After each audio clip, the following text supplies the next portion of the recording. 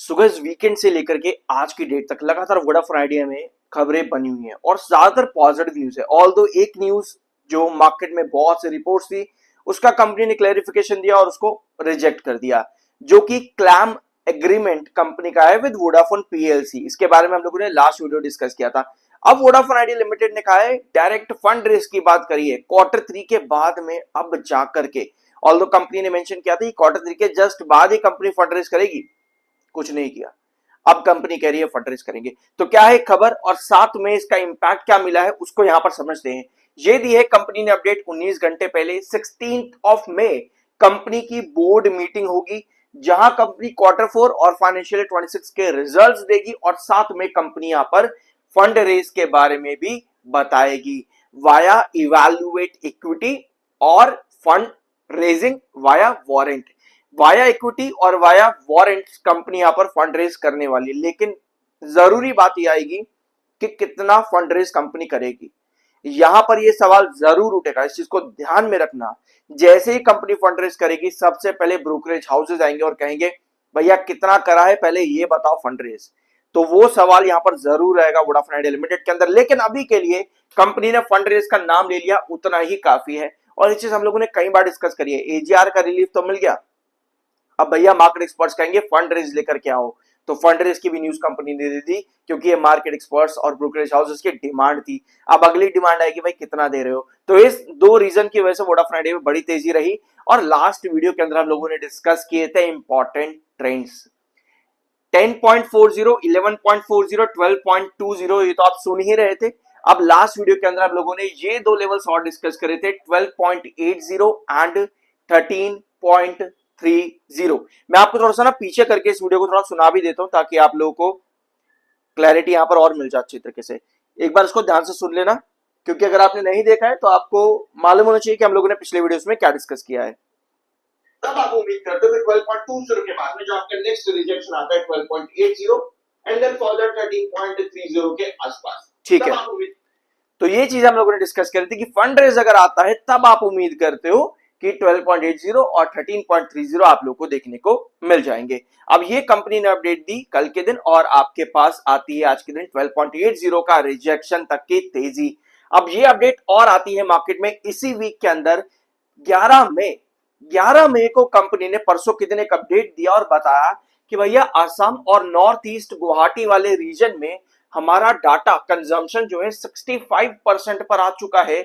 ये बात कंपनी ने 4G डाटा के बारे में बताई है, क्योंकि कंपनी का 4G पॉपुलेशन कवरेज जो है वो 40% से बढ़ करके 65% पर आया है, जो कि at the time of merger 40% पर था बट अब 65% पर है। तो यहां पर भी कंपनी ने बहुत बढ़िया काम किया है नॉर्थ ईस्ट वाले रीजन पर। तो ये भी एक बड़ी अपडेट वोडाफोन आइडिया लिमिटेड से रिलेटेड देखने को मिली इसी वीक में, ठीक है। अब आते हैं अगले पॉइंट पर। सेलिंग कितनी है यहाँ पर 8 करोड़ 58 लाख इस समय सेलर हैं, 6 करोड़ 94 लाख इस समय बाहर हैं। तो थोड़ी सी प्रॉफिट बुकिंग यहाँ पर जरूर आई हुई है आज के दिन में, और उसके पीछे का रीजन भी क्लियर है कि वोडाफोन आइडिया लिमिटेड में आज के दिन आया है आपका कौन सा एक 12.80 का रिजेक्शन। यस, ये है 30 मिनट टाइम फ्रेम का चार्ट, और 30 मिनट टाइम फ्रेम में आज लगभग तीसरी बार है, एक बार यहां दूसरी बार यहां और तीसरी बार एक बार फिर से लगभग 1:30 बजे के आसपास लगातार 3 आधे घंटे की कैंडल्स में 12.80 पर स्टॉक ने रिजेक्शन फेस किया है। मतलब लगातार क्या कर रहा है, हैंगिंग बेस बना रहा है। नीचे गिरा, बुलिश एंगल्फिंग कैंडल बनी, वापस से ऊपर की तरफ हिट हुआ, 12.80 पर जाता है, वहां पर फिर रिजेक्शन दे रहा है। यानी चार्ट बिल्कुल सही काम कर रहे हैं जो हम लगातार डिस्कस कर रहे हैं कि 12.20 के बाद में 12.80। इसके पहले 12.20 पर रिजेक्शन फेस किया था यहां पर, उसके बाद में गिरावट मिली, वापस से रिकवरी बनाते हुए 12.80 पर आज के सेशन में वोडाफोन आइडिया आ चुका है। और 12.80 मैंने इसलिए भी मार्क किया हुआ था आपका यहां पर क्योंकि पहले भी 12.80 आपका रिजेक्शन रहा है, और 12.20 इसलिए भी मार्क कर रखा था क्योंकि पहले भी 12.20 आपका रिजेक्शन रहा है। तो हर एक लेवल को बढ़िया तरीके से वोडाफोन आइडिया ने एक्सेप्ट किया है अपनी इस रैली पे। फिर वो रैली शुरू हुई है 8.50 से लेकर के 9.70, 10.40 एंड 11.40, एंड उसके बाद में फर्दर मोर 12.80 अगर सस्टेन करने के लिए जाता है तो नेक्स्ट आपका रिजेक्शन बनता है 13.30 के पास में।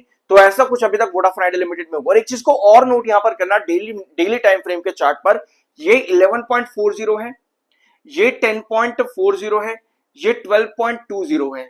हर एक रिजेक्शन पर ब्रेकआउट देने से पहले वोडाफोन आइडिया ने हमेशा हैंगिंग बेस लिया है वहां पे, हमेशा। यहां पर भी देखो हर बार पहले हैंगिंग बेस लिया है, उसके बाद ही ब्रेकआउट के लिए गया है। सो अगर यहां भी 12.80 पर भी हैंगिंग बेस बनता है तो आप उम्मीद करते हो 13.30 मुझे फर्दर और देखने को मिले।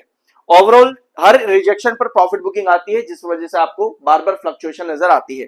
तो अगर वोडाफोन आइडिया लिमिटेड ने फंड रेस के बारे में बात करी है, पहली बात तो सब्सक्राइब कर देना, आप लोग बिल्कुल नहीं करते, बंद ही कर रखा है करना, तो सब्सक्राइब प्लीज जरूर कर देना, ठीक है। सो फंड रेस की बात कंपनी ने करी है। अब जरूरी पता है क्या चीजें हैं, यहां पर देखना। ये ग्राफ आप लोगों ने मेरे पिछले 2-1.5 साल से लगभग देख रहे हो, 1.5 साल से ये मैंने इमेज छोड़ी ही नहीं है, डिलीट ही नहीं करी। 1.5 साल से आप लोगों ने ये कई बार देख लिया होगा मेरे चैनल पर, मेरी स्क्रीन पे। एचईआर रिलीफ मिल गया है, फंड रेज ये कंपनी ने अब बात कर दी है। अभी जो भी फंड रेज होगा उसके बारे में पता चलेगा कि वो बैंक लोन से आ रहा है या प्राइवेट लेंडर से आ रहा है या फिर इक्विटी से। एक चीज को और ध्यान रखना है, कंपनी ने इक्विटी और वारंट की बात यहां पर करी है। मैंने आप लोगों के साथ एक पूरा ग्राफ शेयर किया था कि अगर via equity company fund raise करेगी तो उसके क्या क्या जो है इंपैक्ट देखने को मिलता है स्टॉक के ऊपर, वाया अगर इक्विटी कंपनी फंड रेज के लिए जाती है। तो ये चीज भी मैंने आप लोगों के साथ डिस्कस करी थी एक टाइम पर, लगभग 10 महीने हो चुके हैं इस बात को। तो अगर आप चाहते हो मैं फिर से वो ग्राफ आप लोगों के साथ डिस्कस करूं तो कमेंट बॉक्स में यस जरूर लिखना। नेक्स्ट वीडियो हम डेफिनेटली उस चीज का भी लेंगे। तब तक के लिए सब्सक्राइब जरूर कर देना, मिलता अगले वीडियो में।